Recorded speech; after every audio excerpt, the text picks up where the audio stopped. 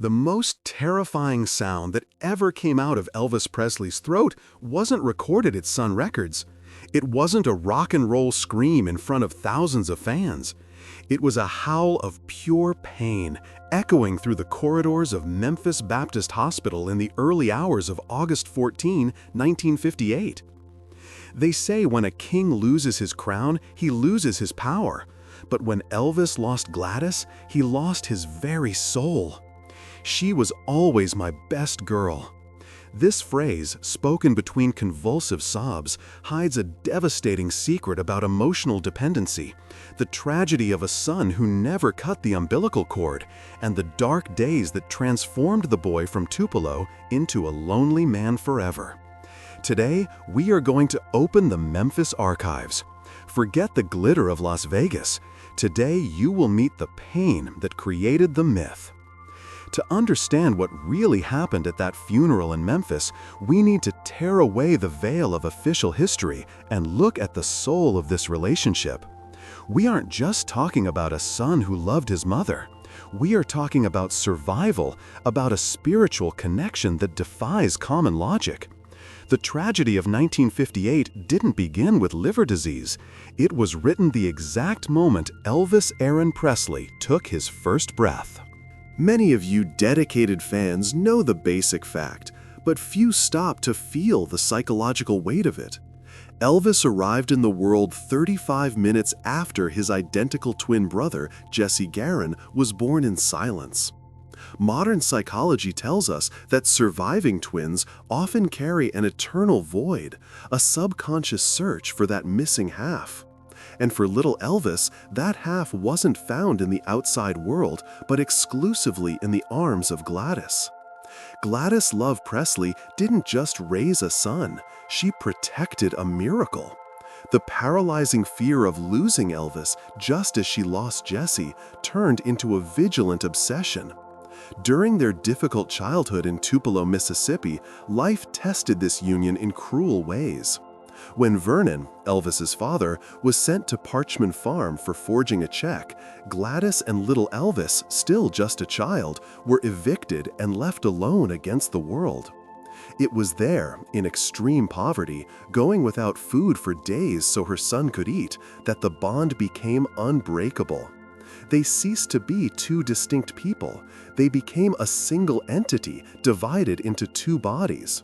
They formed a closed circle where no one else entered. Not even Vernon could completely break through that barrier. They developed a communication that no one else understood.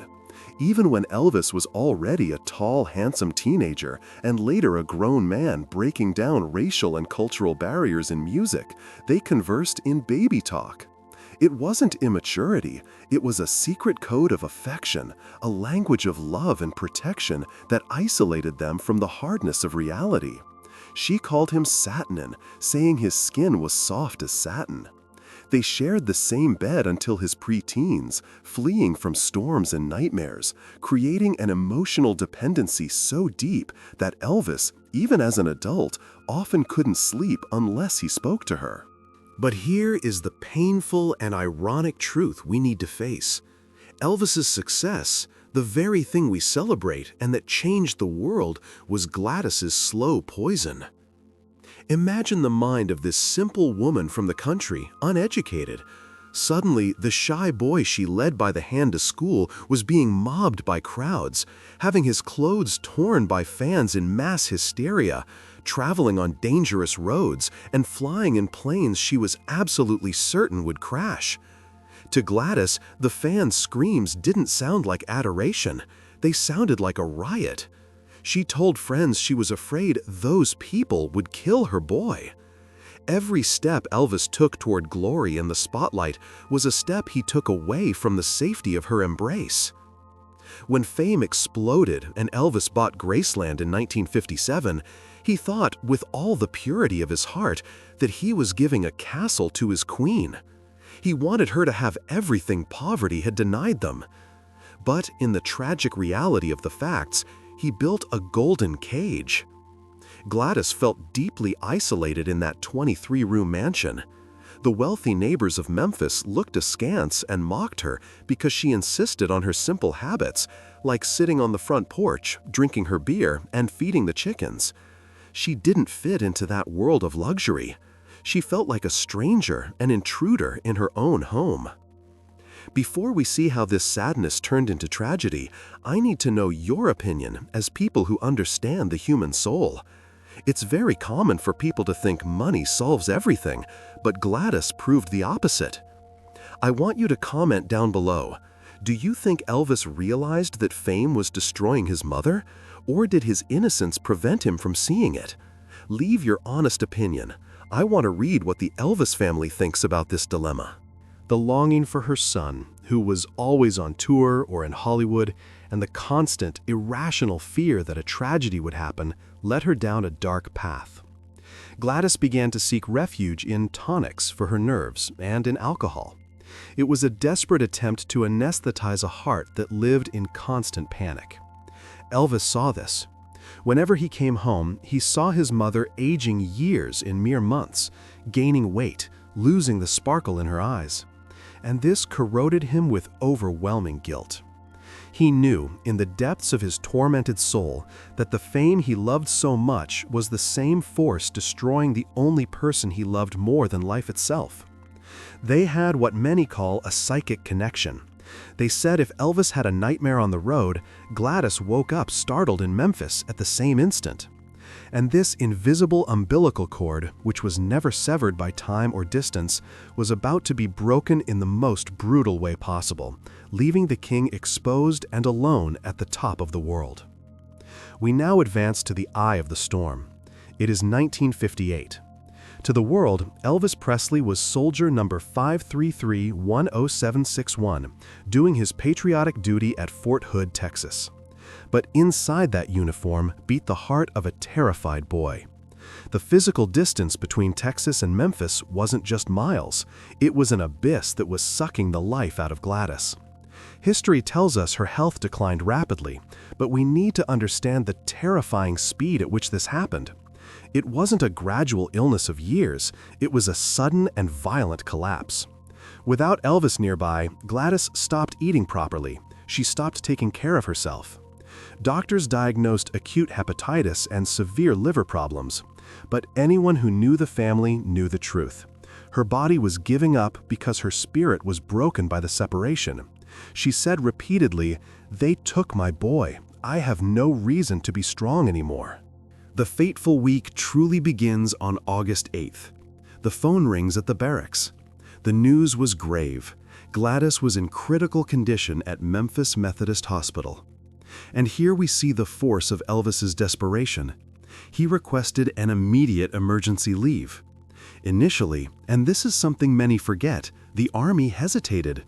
They feared releasing Elvis would look like favoritism. Imagine his anguish. A man who could buy anything in the world but couldn't buy permission to hold his dying mother's hand. It took a medical intervention confirming death was imminent for the doors to open. The trip back to Memphis was torture. Elvis later said he felt a chill down his spine, a dark premonition that he would never see her smile again. When he finally arrived at the hospital on August 12th, the scene he found shocked even the members of the Memphis Mafia who were with him. Gladys, the strong, protective woman from Tupelo, was unrecognizable. She was swollen, her skin had a deep yellowish tone caused by liver failure, and she looked tiny in that hospital bed. Witnesses say that upon entering the room, Elvis collapsed. He ran to her side, fell to his knees, and buried his face in her hands. It was in this moment that one of the most painful dialogues of this story took place. Gladys, gathering strength she didn't have, opened her eyes and smiled to see her satinin. Elvis, trying to hide his crying so as not to scare her, said, "Mama, you're so little. What happened to my girl?" She replied with a weak voice, but full of love, "I knew you'd come. Now that you're here, I'm going to get well." And for a brief moment, a cruel moment of hope, it seemed she really would. Elvis's presence acted like medicine. On August 12th and 13th, there was an improvement. Elvis spent hours smoothing her hair, feeding her crushed ice, whispering those baby words only they understood. He planned the future right there in the hospital room.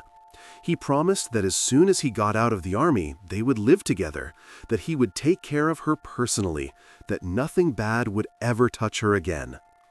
On the night of August 13th, the doctors, seeing Elvis's extreme exhaustion, he hadn't slept in days, insisted he go to Graceland to rest.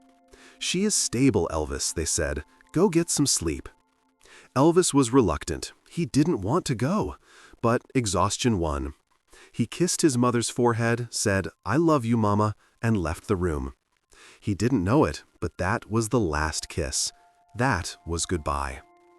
The early morning of August 14, 1958, a suffocating summer Thursday in Memphis, brought the silence before the scream. At 3:15 a.m., the phone at Graceland rang, that shrill ring no one wants to hear in the middle of the night. Vernon Presley was on the line. On the other end, in Elvis's room, the silence was broken. Gladys Love Presley, at 46 years old, had just taken her last breath. The heart that beat exclusively for her son had stopped. What happened in the following minutes is described by Elvis's friends as something terrifying. Elvis went into immediate shock. He ran to the car and flew back to the hospital. Upon arriving there, he ignored protocol and ran into the room. The scene was devastating. Gladys's body was still warm. Elvis threw himself over her, embracing the lifeless body, kissing her repeatedly, refusing to believe she was gone. Witnesses present, including the medical staff, report that he didn't speak coherent sentences at first. He just howled. It was a primal sound coming from the gut. Between convulsive sobs, he screamed repeatedly, "Oh God, everything I have is gone! Everything I have is gone!" His wailing was so loud, so charged with unbearable anguish, that it echoed through the hospital corridors, piercing through closed doors. Nurses on other floors and patients later reported that they started crying just hearing the sound of that suffering. That powerful man, the king of rock, the idol of millions, was reduced to an orphaned boy, clinging to his mother's body, having to be held up by friends so he wouldn't faint from pain. In that early August morning, the Elvis the world knew died a little bit too. The innocent sparkle in his eyes was extinguished in that hospital room, replaced by a shadow of loneliness that would never leave him. The sun rose over Memphis on August 15, 1958, illuminating a city that had come to a halt. But inside the gates of Graceland, in the stillness of the mansion, time seemed to have ceased to exist. Gladys's body was taken back home, placed in the music room. The irony was painful. The place where the piano used to play joyful gospel melodies and where the family laughed together now housed a silver casket surrounded by wreaths of flowers reaching the ceiling. In that room, Elvis assumed a solitary and disturbing vigil. He didn't sleep, he didn't eat. For hours on end, he remained seated beside the open casket. Eyewitnesses, close friends who were there, report that he stroked his mother's cold face and touched her feet repeatedly. He whispered to her, apologizing for not being there at the final moment, asking her not to be afraid. It was as if he were trying, with the warmth of his own hands, to bring life back into her body. When the time came to take the body to the Memphis funeral home for the public service, the city of Memphis witnessed something unprecedented. It is estimated that over 100,000 people crowded the sidewalks under the humid heat of the southern summer. But Elvis, sitting in the back of the limousine, didn't see the crowd. He was blinded by grief. He wore dark glasses that day, not for vanity or style, but to hide eyes so swollen and red they could barely open. It was during these final moments, before the casket, that the phrase defining Elvis Presley's psyche was spoken. Between sobs that made his entire body shake, he turned to a friend and confessed the absolute truth of his life. "She was always my best girl. I lived my whole life just for you." Pause for a moment to absorb the weight of that declaration. Priscilla didn't exist in his life yet. The Hollywood actresses, the fleeting girlfriends, no one would ever occupy that throne. The position of best girl, the true soulmate, belonged to his mother. And he knew, in that terrible instant, that he would never again be loved in that unconditional way. The world loved the king of rock. Only Gladys loved the boy from Tupelo. The ceremony was conducted to the sound of the music Gladys loved most. The Blackwood Brothers, the legendary gospel quartet that was her favorite, sang Rock of Ages and Precious Memories. Elvis tried to sing along. He wanted to honor his mother with his voice, the gift she encouraged so much. But his throat locked up. He just swayed his body in a trance, unable to emit a single note. The final journey to Forest Hill Cemetery was the path to the abyss. When they arrived at the grave and the casket was lowered, reality hit with unbearable violence. It was the moment of rupture. Elvis collapsed completely. He leaned over the open grave, screaming, "Goodbye, darling, goodbye! I love you so much!" He refused to leave. He said through tears that he couldn't leave her alone in that cold place, that he needed to stay to protect her. His father, Vernon, who was also devastated, had to gather strength he didn't have to physically pull Elvis away. It was a raw scene.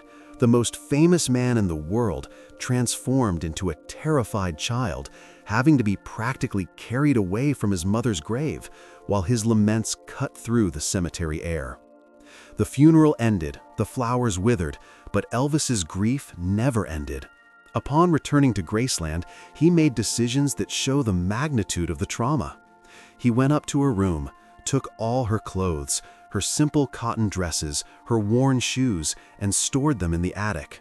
For years, he would go up there just to cry and smell her scent on the clothes.